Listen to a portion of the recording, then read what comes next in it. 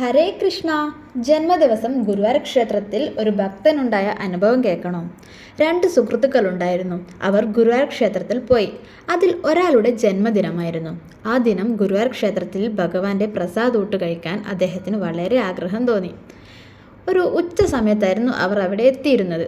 ഭഗവാനെ കണ്ടു തൊഴുത് ഭഗവാന്റെ പ്രസാദൂട്ട് കഴിക്കാൻ ഊട്ടുപുരയിലേക്ക് പോയപ്പോൾ അവിടെ എല്ലാം കഴിഞ്ഞ് അടച്ചിരുന്നു.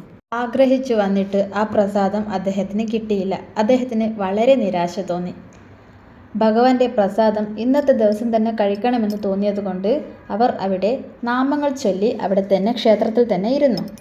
വൈകുന്നേരം ദീപാരാധനയൊക്കെ തൊഴുത് പ്രദക്ഷിണം വെച്ച് കഴിഞ്ഞ് ഒരു സ്ഥലത്തിരുന്നു. പിറന്നാളുകാരൻ പറഞ്ഞു, എൻ്റെ വലിയൊരാഗ്രഹമായിരുന്നു ജന്മദിവസം ഭഗവാന്റെ കൂടെ ചിലവിടാൻ. അതെനിക്ക് സാധിച്ചു. പക്ഷേ എനിക്ക് ഭഗവാന്റെ പ്രസാദം കഴിക്കാൻ സാധിച്ചില്ല. അതെനിക്ക് വല്ലാതെ വിഷമമായി. രാത്രി തിരിച്ച് വീട്ടിലേക്ക് പോകാൻ കിഴക്കേ നടയിലൂടെ പോകാമെന്ന് കരുതി. പക്ഷേ അവിടെ ഉദ്യോഗസ്ഥർ അടച്ചിരിക്കുന്നു.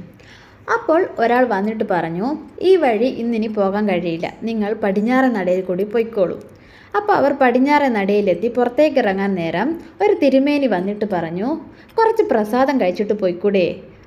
അവർ തിരിഞ്ഞു നോക്കുമ്പോൾ ഒരു തിരുമേനി തൻ്റെ രണ്ട് കൈകളിലും ഭഗവാന് നേദിച്ച പാൽപ്പായസവുമായി നിൽക്കുന്നു. അവർക്ക് വലിയ സന്തോഷമായി. ഭഗവാന്റെ സമ്മാനമായി കിട്ടിയ പാൽപ്പായസം കുടിച്ച് അവർ പുറത്തേക്ക് ഇറങ്ങിയപ്പോൾ പിറന്നാളുകാരൻ പറഞ്ഞു, ഭഗവാന്റെ പ്രസാദൂട്ട് കഴിക്കാൻ എനിക്ക് കഴിഞ്ഞില്ല. പക്ഷേ ഭഗവാന് നേരിട്ട് നേദിച്ച പ്രസാദം എനിക്ക് കിട്ടിയത് വളരെ ഭാഗ്യമായി. ഭഗവാൻ എനിക്ക് തന്ന ജന്മദിന സമ്മാനമാണിത്. ഗുരുവായൂർ ക്ഷേത്രത്തിൽ ഇങ്ങനെ എത്ര അനുഭവങ്ങൾ ഭക്തർക്ക് കിട്ടുന്നുണ്ട്. പാൽപ്പായസം ആഗ്രഹിക്കുമ്പോൾ എങ്ങനെയെങ്കിലും ആരെങ്കിലും വഴി അവർക്ക് പാൽപ്പായസം കിട്ടുന്നുണ്ട്. ഭഗവാന്റെ തിരുനടയിൽ വന്ന ആരെയും ഭഗവാൻ വിഷമത്തോടെ വിടില്ല.